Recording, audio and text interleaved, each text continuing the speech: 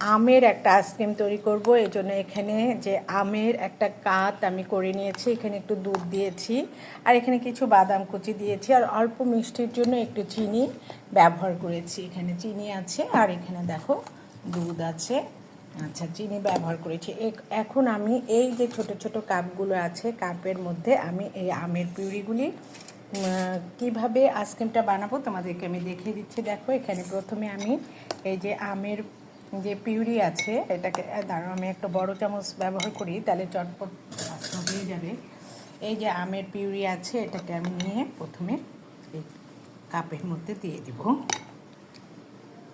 দেখো, ঈদের সময় অনেকে মাংস পোলাও সব খেয়ে একেবারে গরমে অস্থির হয়ে যখন যায়, তখন একটু ইচ্ছেই করে যেন একটু ঘরে, বাইরে তো কি পানি দিয়ে কিভাবে কি বানায় আমরা জানি না, বাইরের খাবারগুলো অ্যাভয়েড করা অনেক কি ভালো বুদ্ধিমানের কাজ আমি মনে করি।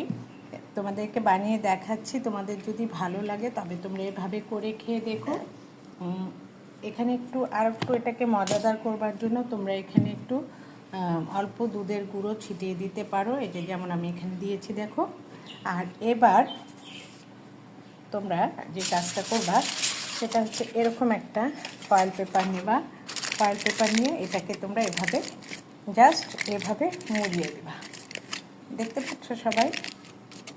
তোমাদের যদি ফয়েল পেপার, হ্যাঁ, এভাবে জাস্ট মুড়িয়ে দিবা। একটু অপেক্ষা করো, আমি তোমাদেরকে দেখাচ্ছি।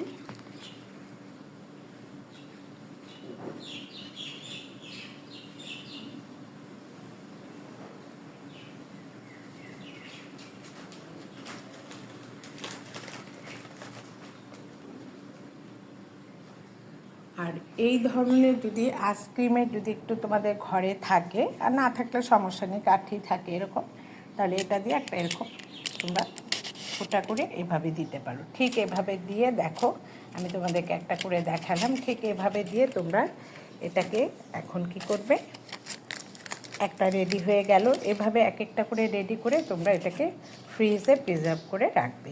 ঠিক এইভাবে আইসক্রিম বানিয়ে খেয়ে দেখো, যে অত্যন্ত স্বাদযুক্ত হবে, অত্যন্ত স্বাদযুক্ত হবে। ভালো থেকো, সুস্থ থেকো, বাই।